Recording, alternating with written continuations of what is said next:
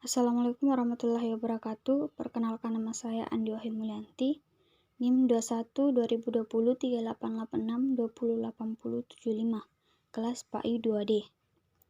Baiklah, di sini saya akan menjelaskan sedikit mengenai desain program tahunan dan semesteran. Baiklah, yang pertama itu definisi program dan fungsi program bagi guru. 1. Pengertian program.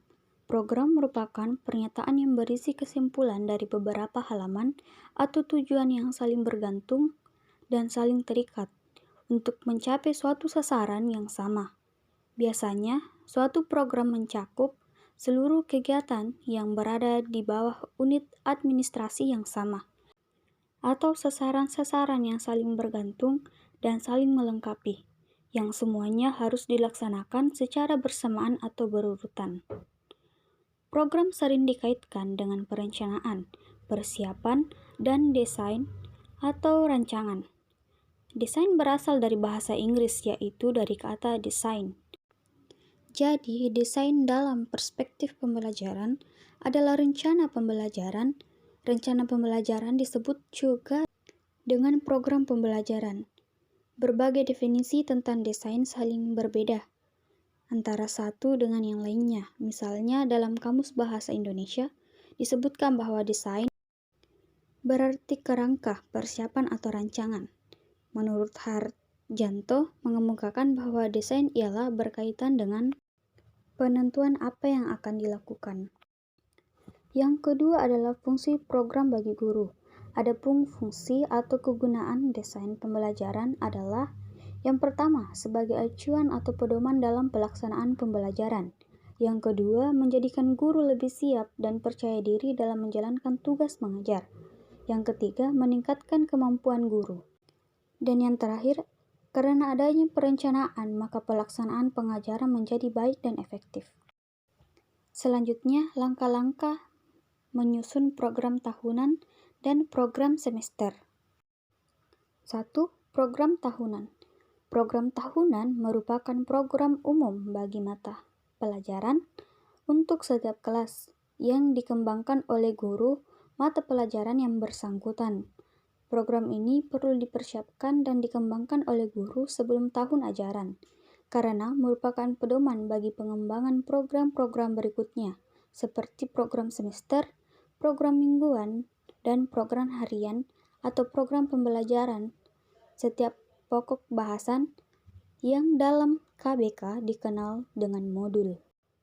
Adapun langkah-langkah yang dapat dilakukan untuk mengembangkan program tahunan adalah: yang pertama, menelaah kalender pendidikan dengan ciri khas sekolah atau madrasah berdasarkan kebutuhan tingkat satuan pendidikan.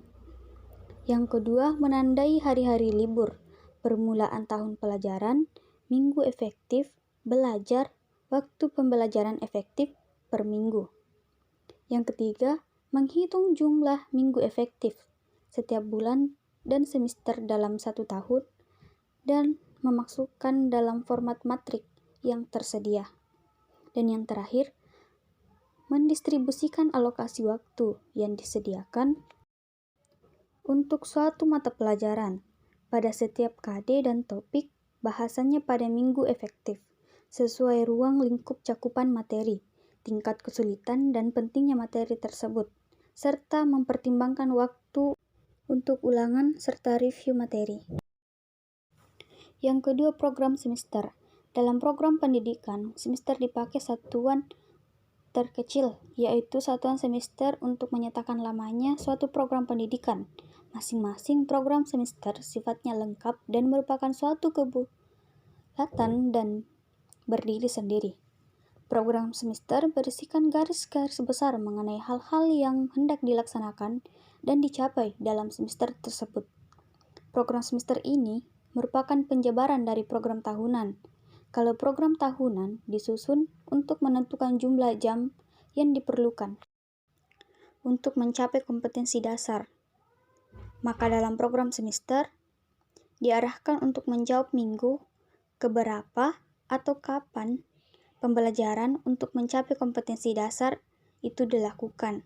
Pada umumnya, program semester ini berisikan tentang bulan, pokok bahasan yang hendak disampaikan, waktu yang direncanakan, dan keterangan-keterangan. Langkah-langkah perencanaan program semester adalah 1.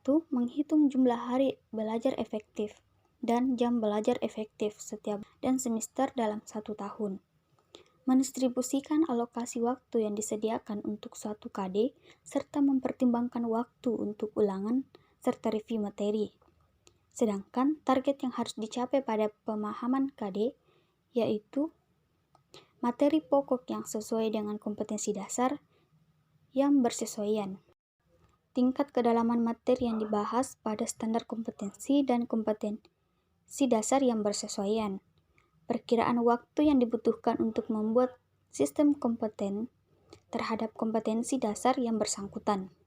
Ketiga, guru selanjutnya menentukan alokasi waktu dari setiap kompetensi dasar, yakni alokasi waktu dirinci untuk setiap kompetensi dasar.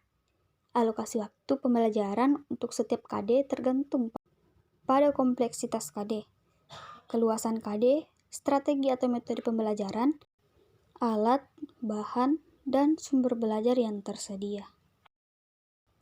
Jadi bisa kita lihat di sini contoh program tahunan dan program semesteran yang terlampir. Jadi itulah sedikit pembahasan mengenai desain program tahunan dan program pembelajaran. Baiklah, lebih dan kurangnya mohon dimaafkan. Wassalamualaikum warahmatullahi wabarakatuh.